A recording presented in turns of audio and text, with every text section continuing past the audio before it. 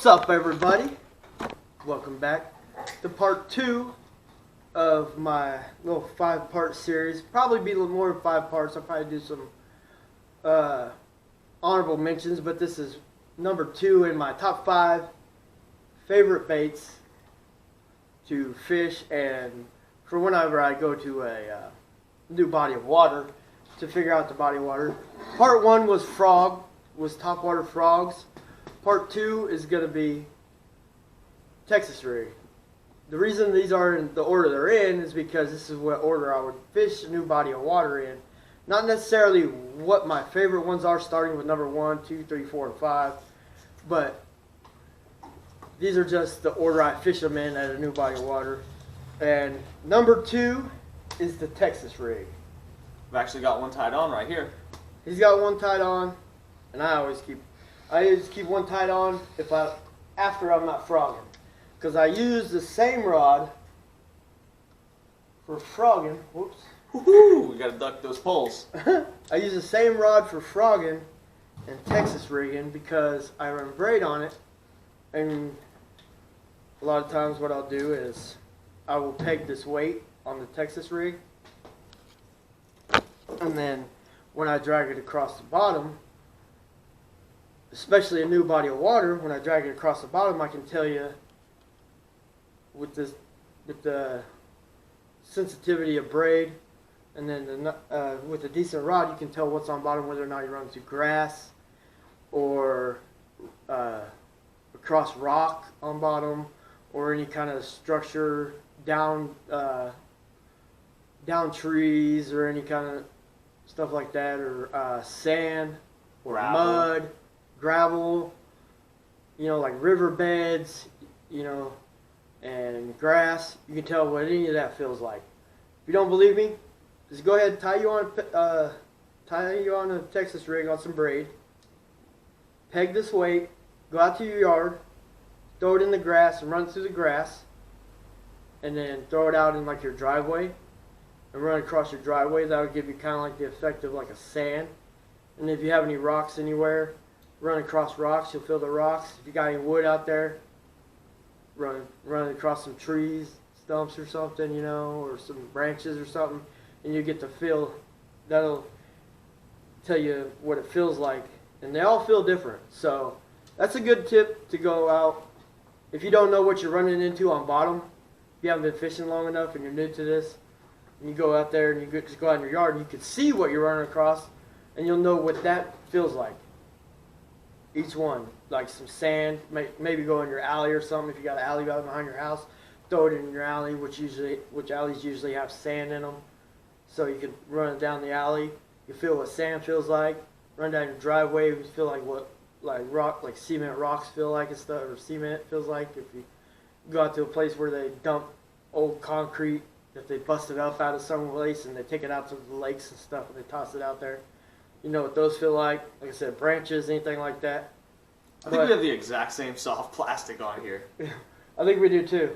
Right now I have a Kraken crawl tied on. Me too. But this is, on top of that being one of the reasons I love the Texas rig, is because, and the second biggest reason is, man, plastic. You can Texas rig pretty much any soft plastic. Plus you can do it weightless too.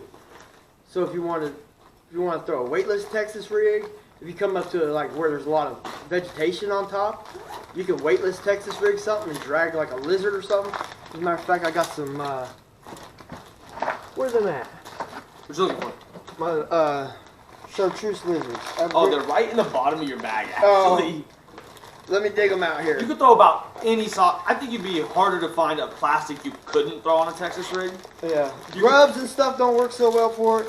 But these work really good for running across the top of some branches, moss or something. Wood. Like say you got a bunch of moss on top of your pond, you can throw these out there, kill them. You can even Texas rig a paddle. You can weightless do a paddle tail, like a Kitech. Super floating paddle tails. Yeah. Weird ones I got in the box. I wouldn't really Texas rig those, but you can. Worms. Prick worms, curly tail worms. Beavers. I mean, tournament worm, the great tournament worm. Maybe not. Then we got chubs. like these little paddle tails. Craws These and gobies craws. might be a little hard. These would be more something for like a drop shot. It said stick baits. All your stick baits you can do all those. worms. All worms. Pretty much all worms. Some work a little bit better for like a drop shot or something like that. Yeah, but you can still those make it sizes work. too. These flukes. These are like a weird style of. This is a whiplash shad. Texas rig that. Tie a weightless fluke on a Yeah, weightless fluke and just rip it, rip it across, rip it through the water. jerk Like pause. Yep. Any soft plastic. I mean, I got Bags of bags and bags and bags and bags of them. Any of these. I mean, like I said, there's a few in here that bandito aren't bugs, very well. like grubs. You might not want to throw grubs on because they're a bit short, so it's really But not gonna this work. this actually right here shows it Texas rigged. They're a little bit longer grubs too. But these are grubs. These show a paddle tail Texas rig. This is a weighted. You can wacky rig it. But usually you run a. Oh look, it shows the same diagram on the brand of. These are lizards. Oh, yeah. Same brand. It shows the same diagram. So Texas rig anything basically. But I'll run that through, find out what the bottom is, and that'll give me a little bit better idea of what I can run after that. Whether it's which of these next baits in the series I'll run through. If there's a lot of vegetation, I'll change up. It just depends on what the area is like, what the new body of water is like. Like I said, frog first in the morning. Then we got the Texas rig. We'll run a Texas rig after that. And after the Texas rig, I'll know which of these next three I want to try to throw next. So, and if y'all don't know how to Texas rig, I can show you how to Texas rig something real quick. It's the easiest rigging you could ever do. Usually for Texas rigging, also, I forgot to tell you, this is, I think I told you on my last one, this is a 610 medium heavy fast action rod with braid, obviously.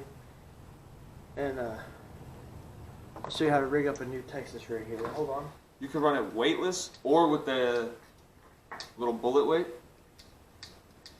Yeah. You can run it weightless, peg it, It's really versatile. which I have these, you just take these little pegs here. They're called sinker stops. But take these out here, show you. They come in these here. What you do is you just get you one off here, like so.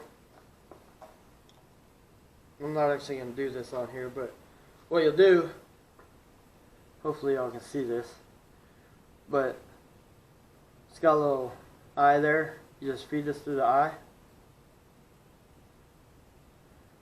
Pull your line out, and then just take your sinker stop, and you'll just pull it off on there.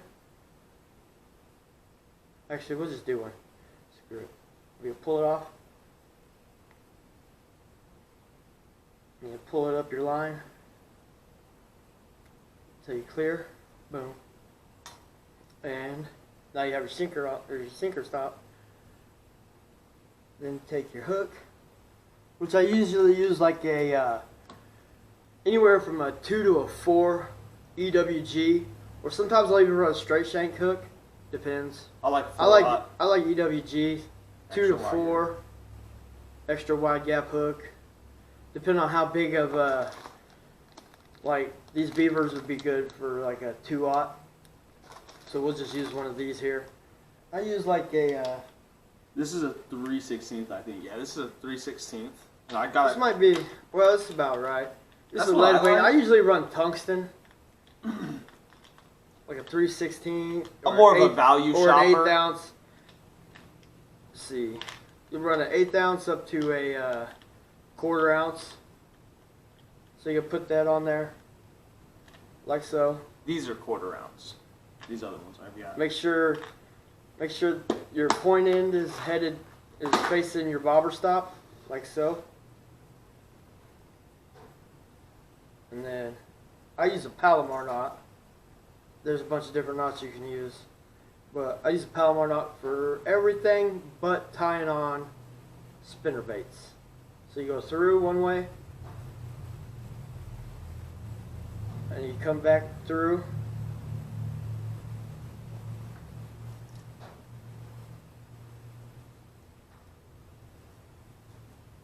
The way you came out there. You go ahead and give yourself plenty of line to work with. You don't need to be all conservative. I used to try and do that, but it just made it a headache to try and do this. So, you got it. Got your loop over here. And then you just, whoop. I do that all the time when I'm tying this knot. That's about. Usually it drops all the way off. Yeah, falls on but the you ground. just tie an overhand knot. Don't cinch that thing down. You just keep your loop right there. Come over your hook. Oh, and you can use this with any bait. You can use this with any bait. I've never had it break. You can wet it, kind of help it out a little bit. But just pull those, and then you're gonna take. I use my teeth. Probably not good. And clip off your tag in there. Boom. Now, you got your, then you just pull this bobber stop off, or they're either bobber stop or weight stops. Pull that all the way down, right? All the way up against your weight. Then we're gonna take Any of the previously mentioned? any plastic, but we're gonna use a smaller plastic. Just use a smaller, lighter hook. Yeah. I like Mustad. Mustad makes some pretty good hooks. Yeah. Don't really have a problem on hookups. Uses beaver, which is a pretty good beaver. This is Carl's Amazing Baits beaver. I don't know what it's called, but I got it in a mystery tackle box. But you're gonna come down to the bend, the first bend, right? You can come right in the nose of this beaver, right to that first bend. You're just gonna pull it straight back through. Then you're just going to thread it up on there. And you guys should pull this up out of the way for now. But pull this up on there. And you can throw this on fluoro. It doesn't have to be braid. I throw it on fluoro too. But I just like braid so I can feel. Then, see this hook's almost a little big for this. But you're going to come back where the back of your hook is. You're going to come straight up through. You're going to pinch it right there. You're going to see right here? I'm going to pinch it. And I'm going to bend it straight up through here. Right through the center of the bait. Right through the center, right out the top, like so. And then I like to make it weedless, so you take it, you push your bait forward, push it up on the hook. You're just going to barely skin hook it right there like that. Now you got it weighted, or you got it weedless Texas rig, boom. You can do your Cincos, anything like that. Any of the baits will work. You can work Any this soft rig plastic. any way you want to. And you can just crawl it. What I like to do is I'll kind of sweep it to the side a little bit, reel up the slack, sweep it to the side, reel up the slack, or you can pick it up, let it fall, pick it up, let it fall, pick it up, let it fall. And my favorite time to use it is like shallow water, a couple feet deep, and you can see them pick it up and take off with it. See your line going sideways. Or you'll feel them when they're swimming, and you'll feel the head shake on them. It'll be thump, thump, thump, and then set the hook. But I like watching them pick up and take off with it. Don't wait too long, though, because if you wait too long, they will almost have that thing all the way swallowed. I mean, don't get caught watching it because you like watching them take off with your bait, because it's cool. Because I've got caught watching too long almost. And then you got to go in through the gill plate, try to get that hook out without hurting the fish. You don't want to wait too long. As cool as it looks, don't wait too long to set that hook, because if you do, they're going to have it dang near swallowed. So my favorite way to use it is throw a little crawl in there and hop it along some rocks. yeah. Like a rocky bank or something, just hop it with a... And with this pegged, when you do that across the rocks, this weight doesn't fall down in the cracks of the rocks. And you don't get hung up so often. It'll just fall over. Boom, boom. But Look if you don't have a perfectly lot, if you don't have a lot of rocks or something, you can unpeg this, and then run it, and then you pick it up, and this weight will fall down, and then your bait will slowly fall behind it. This, it's falling right away. But if you don't have it pegged, if you know where you're at, if you know what kind of bottom you have, and you don't have to worry about getting hung up too much, you can run this without it pegged. And then, like I said, this is free. We'll just pull that up there. This will mimic free. So then your weight will fall down, and then your bait will slowly fall down behind it. And then you just reel it up, then pick it up, let it fall again, and there you go. You could swim it, hop it, drag it. Yeah. It'll catch If you fish. do a weightless, you could swim it through there, kind of ripping it a little bit, like a jerk bait a little bit, Yep. especially on the flukes. Yep. But that would be my number 2 bait. So remember, if y'all enjoyed the video, if this helps you out, smash the like button. Please hit that little red button there if you ain't already. Turn on bell notifications. Be doing giveaways here soon. So Some good ones. some good ones. And tell a friend to tell a friend.